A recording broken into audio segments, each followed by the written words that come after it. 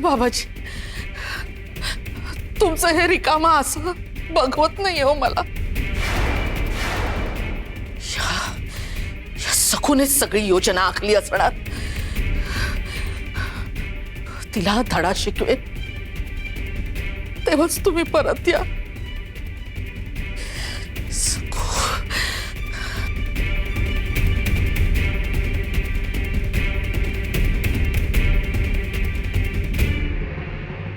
सखू चेटकिणी, थांब, तुला माझा हिसकाच दाखवते. बाबाजींच्या विरोधात कारस्थान करतेस काय? थांब.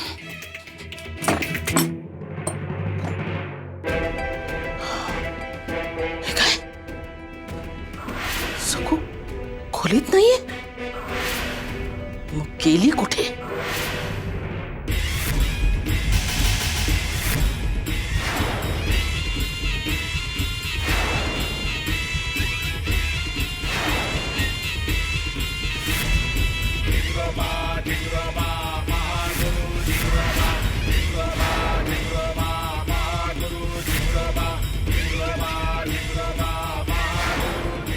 जय जिंगरवा, जय जिंगरवा.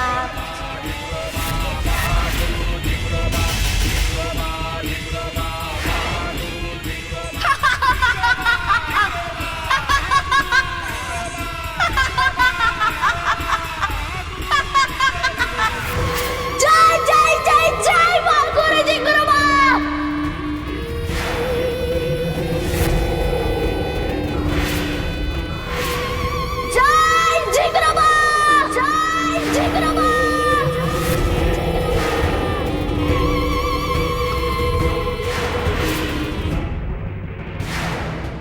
अजून बी अंगाचा थरकाप होतोय गंगे. आधी मला खरंच वाटेना कसा कुताई चिंगुरबाच्या माळावर, ते बी राज्याला. नाहीच. अहो त्या सखुताई नसतील, तुम्हासनी काहीतरी भ्रम झाला असेल. अगं मी खातर केली ना, सखुताईच होत्या त्या. उगा काय बी बोलू नका तुम्ही. अगं तुम्हासनी तरी पटतंय का तुम्ही काय बोलताय ते? अगं तेच सांगतोय गंगे. हे बघ, मनाला पटत नाही, पण खरं हेच आहे का? राज्याला मी आज सखुताईला झिंगरोबाच्या माळावर जाताना बघितलंय. हा, मला नाही पटत. गंगे मी जागल्या अंधारात मला मांजरवाणी स्पष्ट दिसतंय सखुताईच होत्या त्या. हा, तर मग अशा येळी काय करावं? हाक मारावी. पण नाही, तुम्ही तोंड उघडाया महाग. अगं मारली मी हाक, पण त्यांनी मागं वळून बघितलंच नाही. मुर गेल्या हवीत काप्रवाने विरून गेल्या. आता हे काय? तुम्ही हाक दिल्यावर त्या बघणार नाहीत का? त्या सखुताई नसती. तुम्हासनी झोप आली, तुम्ही झोपा, जावा झोपा. अगं नाही नाही गंगे, सखुताईच होत्या त्या. सखुताईच होत्या त्या. असं कसं? नक्की काय आहे? पाहिलं पुन्हा ही मुलगी नाहीशी झाली. ही काही वागण्याची तरा झाली का? अशी मध्यरात्री ही बाहेर जातेच कशी, कुठे जाते आणि कशासाठी? होय ना, जाताना सांगून तरी जायचं. सांगायचं काय त्यात? मुळात सभ्य घरातल्या बायका मुली रात्री अशा बाहेर जातात का? पण ती सखू आहे बाई, तिच्या बाबतीत सगळे नीती नियम काडीमोल ठरतात. आणि आपण काय बोलावं तर लगेच वाद होतात. आतीचा नवरा लगेच अंगावर धावून येतो. अगं आपल्याला लाभलेलं खास रत्न आहे सखू. तिला काही बोलायचं नाही, काही नाही बोलायचं. घ्या, महाराणी गाव उंडारून आल्या. काय झालं सखू? आणि तू बाहेरून कशी आलीस? अशी घाबरलेली का दिसतेस तू? मगाशी श्वास लागला होता ना, मग अशा अवस्थेत बाहेर का गेलीस तू? दिगू, मुळू काय विचारतोयस? दम देऊन खडसावून चांगला विचार ना. थांब ना यमुनाताई, मी विचारतोय ना. तिला छळणं हा आपला हेतू आहे का? अहो ऐका ना, आता तुम्ही वाद नका घालू. मला ना माझ्या खोलीत खूप घुसमटायला होत होतं, श्वासच घेता येत नव्हता. म्हणून म्हटलं की मोकळ्या वाऱ्यात जावं, म्हणून मी फक्त अंगणातच गेले होते. हा, दुसरीकडे कुठेच नव्हते गेले. पण आता बरं वाटतंय ना तुला? पण काय आहे ना, तुझे मामांची किती कौतुक करायचे, सारखे ऐकवायचे, सखू गृहलक्ष्मी आहे, सखू गृहलक्ष्मी आहे. मग कुठली गृहलक्ष्मी मध्यरात्रीनंतर वारा घ्यायला चेटकिणी सारखी अंगणात उभी राहते? तर काय, एवढ्या रात्री वारा घ्यायला भूतच बाहेर पडतात. असं काही नाहीये. आणि पुरे झालं हा, यमुनाताई. सखूला बोलायला तुला कारणच हवं असतं. बाई बाई बाई बाई, बघा राग किती आला. पण मी खरं तेच बोलते.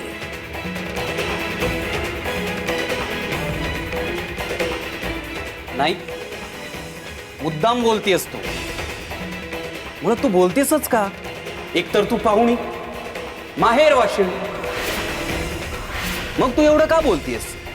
काका काकू आहेत, रमाई आहे, शिवाय मी आहे ना. मग तिने काय सखूचे पाय धुवायला हवे होते की ही अपरात्री बाहेरून आली म्हणून मी त्या चेटकिनीची ओटी भरायला हवी होती? नाही, तसं नाही, पण सारखं आसूड ओढण्याची गरज नाहीये. आपण एकमेकांशी प्रेमाने बोलण्याचा प्रयत्न करू ना. नसेल जमत तर गप्प राहू, पण विनाकारण बोचकारणं कशाला? चल सकू, तू आज चल, आता आराम कर, झोप. आणि हो, लगेच पहाटे उठायची घाई करू नकोस. यमुनाताई आहे सांभाळायला, तुझी कामं ताई करेल. चल आता.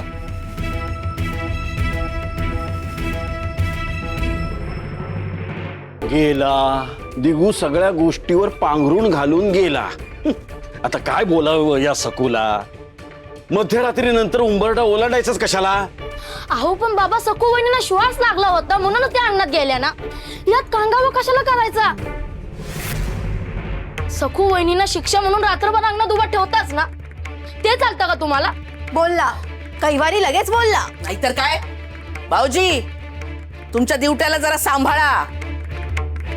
हा आपल्याला शिकवेल इतका मोठा नाही झाला. गप्प राहायचं यानं. आला मोठा, सगळ्यांना शिकवतोय. कशाला बोलतोस रे विन्या? अगं आई, मग चिमटा कशाला काढतेस? दादा काकांनी मला सांगितलंय की खोटं कधीही बोलू नये आणि सत्याच्या बाजूने उभा राहताना कधीही घाबरू नये. विठ्ठल विठ्ठल विठ्ठल, अरे मूर्खा, काय बोलतोयस तू? विठ्ठल. अरे गप न मेल्या, जाऊबाईंनी जर का ऐकलं ना तर तुला ना उखळत काढतील.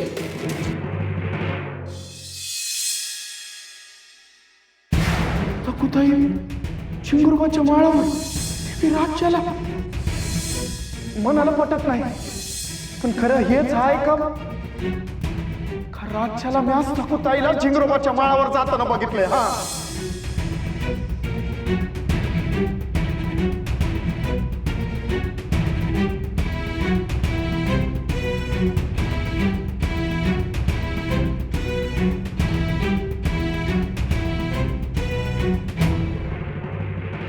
काय झालं गंगा मावशी?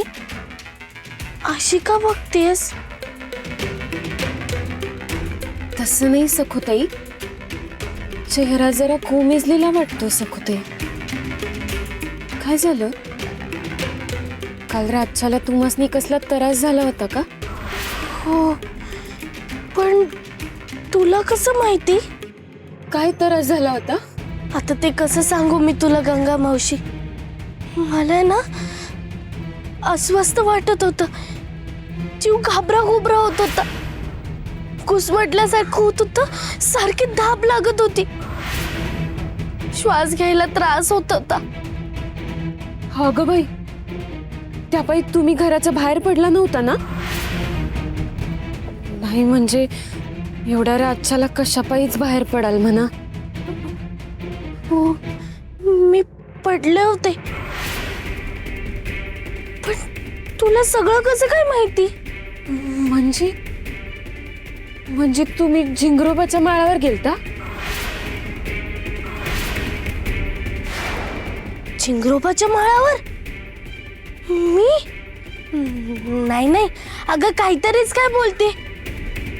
चिंगरोबाच्या माळावर मी कशाला जाईल आणि ते इतक्या रात्री. नाही शक्यच नाही.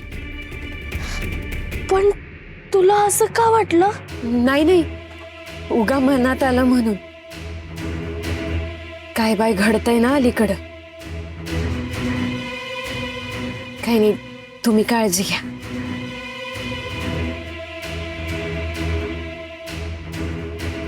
काल रातच्याला तुम्हाला कसला त्रास झाला होता का? तुम्ही चिंगरोबाच्या माळावर गेलता?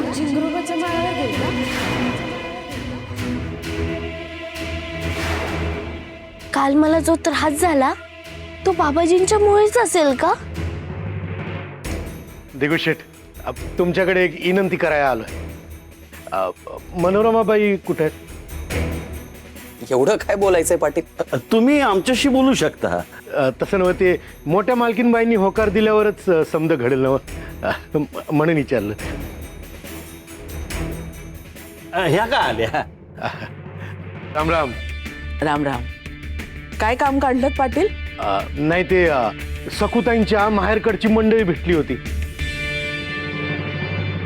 आता त्यांच्याकडून कळलं की तुमच्या सुनबाई म्हणजेच सखुताई हो उत्तम कीर्तन करतात म्हण.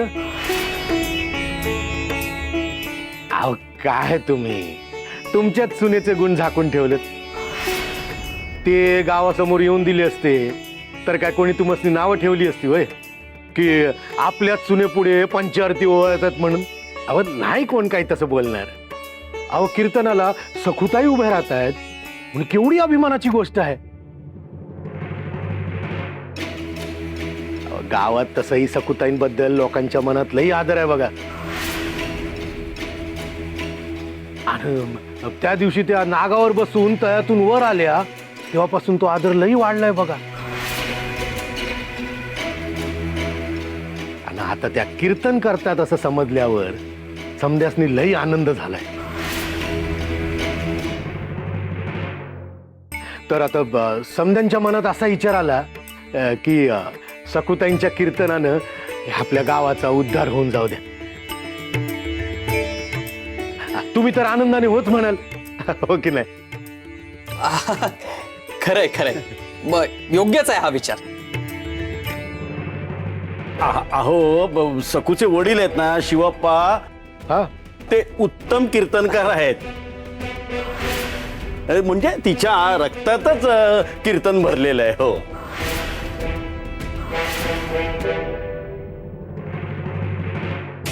काय मिली वेळ आले माझ्यावर.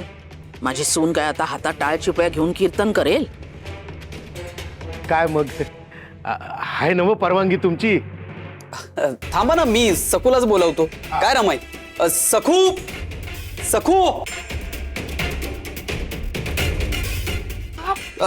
ये सखू. अगं पाटील तुला आमंत्रण द्यायला आली आहेत. होय. नाही म्हणजे तुझ्या माहेरची काही मंडळींकडून तुझ्या कीर्तनाची कीर्ती ऐकली आहे त्यांनी, तेव्हा तुझं कीर्तन ठेवायचंय असं म्हणताय. मी कीर्तन म्हणजे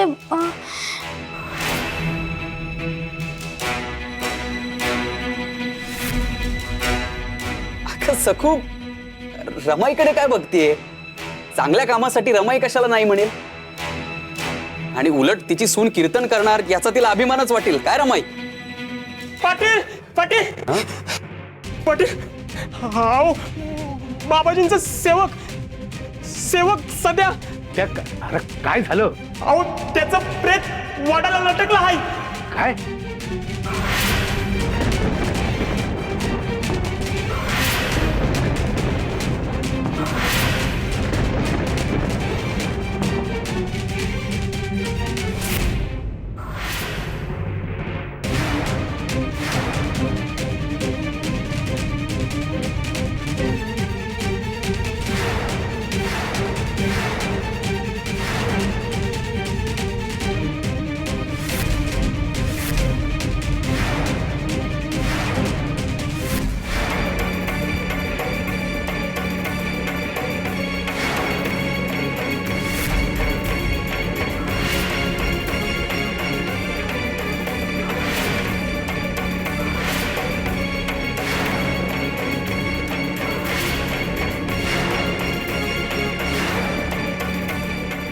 पाटील पाटील ही आत्महत्या नाही बरं का, हा खून आहे खून. आणि ते बघा ना, बघा बघा, अहो रांगोळीवर काय लिहिलंय बघा.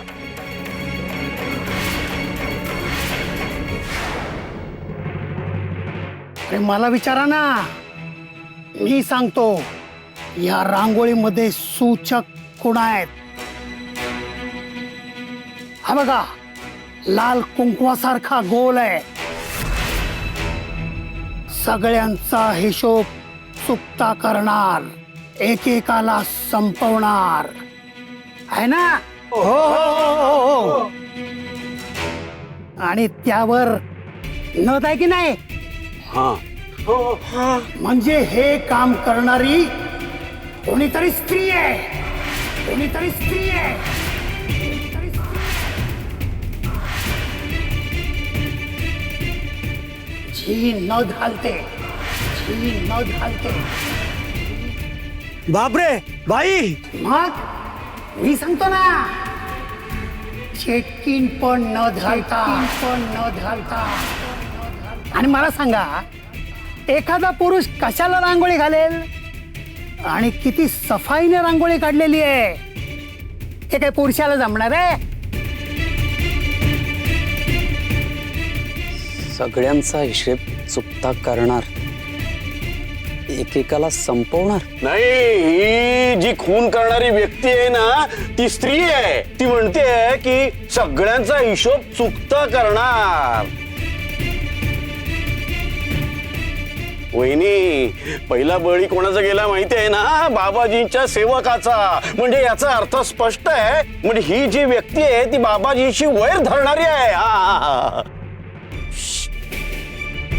गप्पा बसा, जास्त वटवट करू नका, नाही तर तुमच्यावरच येईल.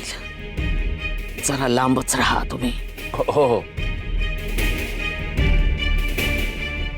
पण हा सेवक माझा गुरुबंधू होता, बाबाजींचा शिष्य होता. कोण करतंय हे सगळं? कोण आहे बाबाजींचा शत्रू? मी सोडणार नाही त्याला.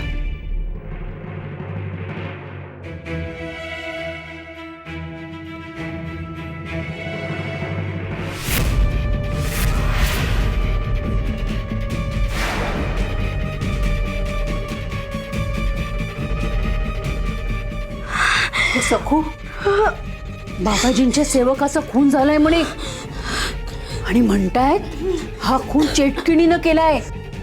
अगं, खाली रांगोळी काढले आणि त्यात नथ काढले खून म्हणून.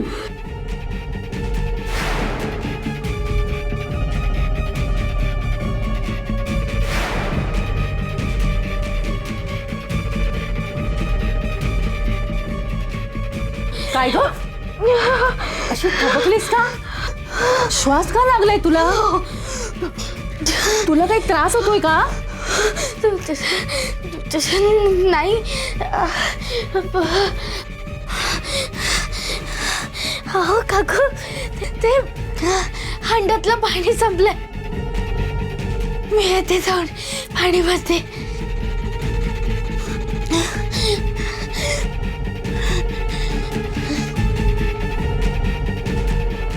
हिला का ताप लागले?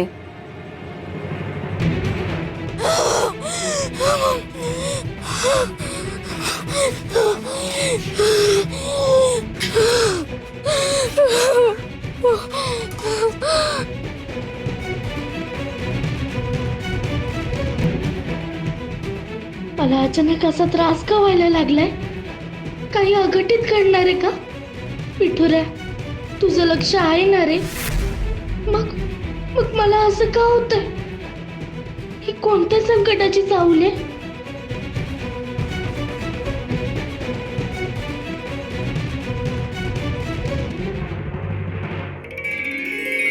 विठ्ठल विठ्ठल विठ्ठल विठ्ठल विठ्ठल विठ्ठल. बाबाजी, बाबाजी, आज तुम्ही हवे होतात. मला हा गजर ऐकू येतोय तर तुमच्याच आशीर्वादामुळे. मला आता जरा हलकं वाटतंय. त्या सखूच्या डोक्यावर यमुनेने हात ठेवलेला दिसतोय. ती पण काम चुकार झालेली दिसते. जाऊन तर जाऊनच बसलीये, हंडा घेऊन गेलीये आणि तिथेच थांबले. बघतेच काय करते ही चेटकीण.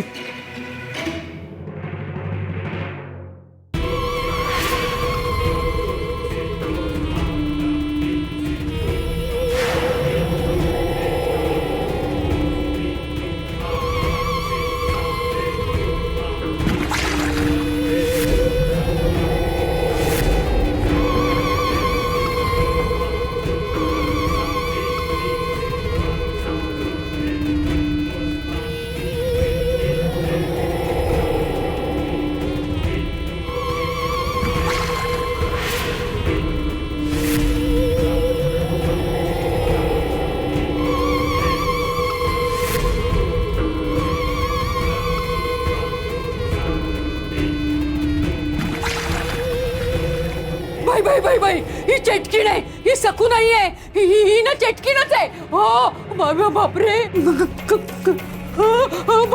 बाई बाई बाई बाई बाई, चटकीण. बापरे, चटकीण. चटकीण. सकू चटकीण आहे. म्हणली असते ना मी. अगं वच्छे, काय झालंय काय तुला? एवढी पळतेस कशाला? वाघ मागे लागलाय का? चटकीण आहे. सकू चटकीण आहे. हो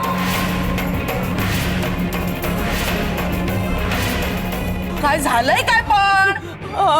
मी चुलघराच्या खिडकीतून पाहिलं. सकू पाणी भरत होती हांड्याने.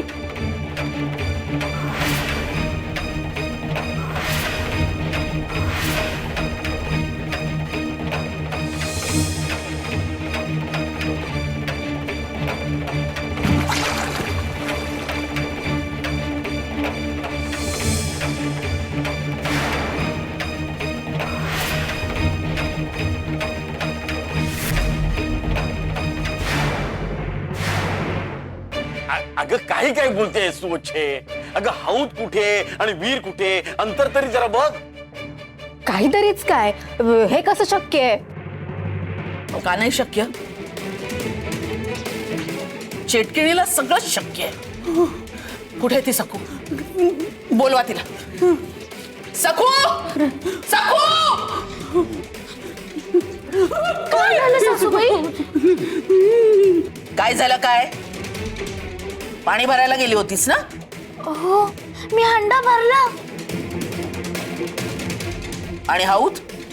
हौद हौद मी नाही भरलं, ते गंगा मावशीने भरलं असेल. बघ काकू, तू ना घाबरटेस, नको त्या कल्पना करतेस म्हणून तुला असलं काहीतरी दिसत. अरे दिगू, मान्य आहे की तुझी काकू जरा घाबरट आहे, पण हे फारच झालं बाबा.